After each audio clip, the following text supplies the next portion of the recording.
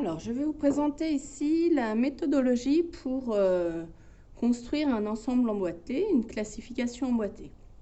Donc, c'est quelque chose que vous avez vu dès l'année de 6e.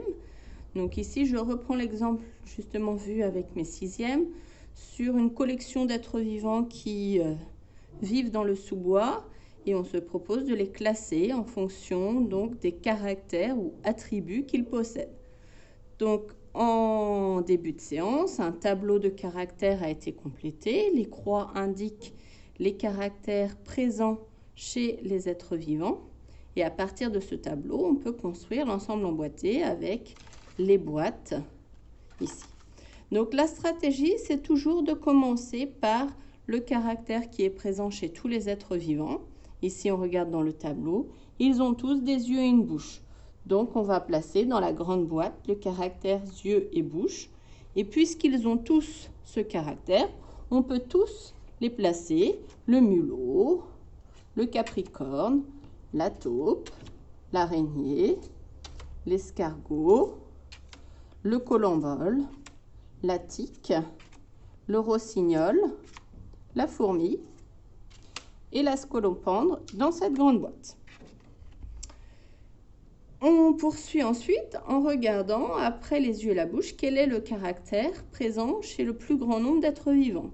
Ici, on regarde, c'est sur la ligne squelette externe qu'il y a le plus de croix. Donc, il y a le plus d'êtres vivants à posséder ce caractère squelette externe.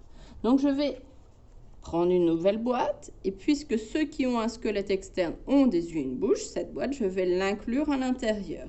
Donc, je vais mettre l'étiquette squelette externe. Et donc, ceux qui ont un squelette externe, ici, donc, le capricorne, la tique, le colombole, la scolopendre, l'araignée, la fourmi ont un squelette externe. Donc, je les place dans cette boîte. Et ma boîte squelette externe, je la place dans la boîte yeux et bouche. Il me reste 4 êtres vivants qui n'ont pas de squelette externe. Donc, je regarde si je peux faire les boîtes correspondant à ces autres êtres vivants. Donc, certains qui n'ont pas de squelette externe ont un squelette interne. Donc, je vais prendre une autre boîte pour construire la boîte squelette interne. Donc, ceux qui ont un squelette interne ont des yeux et une bouche. Donc, je vais construire cette boîte à côté de la boîte squelette externe dans la boîte yeux et bouche. Donc, ceux qui ont un squelette interne sont le mulot, le rossignol et la taupe. Je les place donc dans la boîte squelette interne. Je m'aperçois qu'il reste l'escargot qui n'est ni dans la boîte squelette externe ni dans la boîte squelette interne. Si je regarde dans le tableau, l'escargot a des yeux, une bouche et une coquille. Donc, je peux déjà construire pour l'escargot la boîte coquille qui va être à côté de la boîte squelette interne dans la grande boîte puisqu'il a des yeux et une bouche. Je vais poursuivre pour construire mes autres boîtes. La boîte squelette externe, j'ai ici 6 êtres vivants, donc je vais essayer de faire des ensembles plus petits.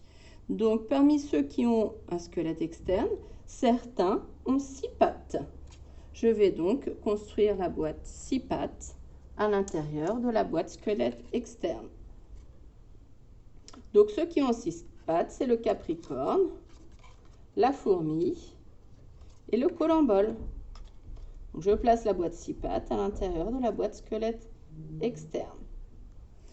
Parmi ceux qui ont un squelette externe, certains ont 8 pattes. Donc, je vais construire la boîte 8 pattes à l'intérieur de ma boîte squelette externe et je vais y placer la tique et l'araignée.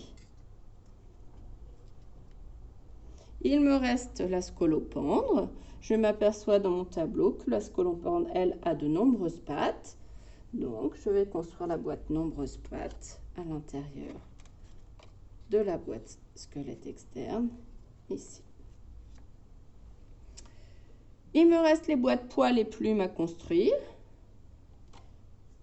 Ceux qui ont des poils sont donc la taupe et le mulot et ont un squelette interne. Donc, je vais construire cette boîte à l'intérieur et placer mes êtres vivants dans la boîte.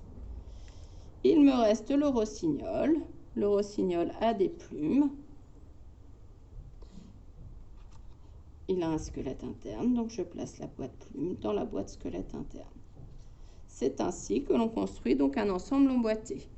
Pour vérifier son travail et éviter des erreurs, on peut comparer son ensemble emboîté avec son tableau et vérifier pour chaque être vivant. Par exemple, pour l'araignée, il est coché dans le tableau yeux et bouche, squelette externe, 8 pattes. Yeux et bouche, squelette externe, 8 pattes. Et j'ai bien mon araignée dans la boîte 8 pattes. Mon ensemble fonctionne pour l'araignée. Et je peux faire ainsi pour chaque être vivant pour vérifier d'éventuelles erreurs. Voilà pour la classification emboîtée.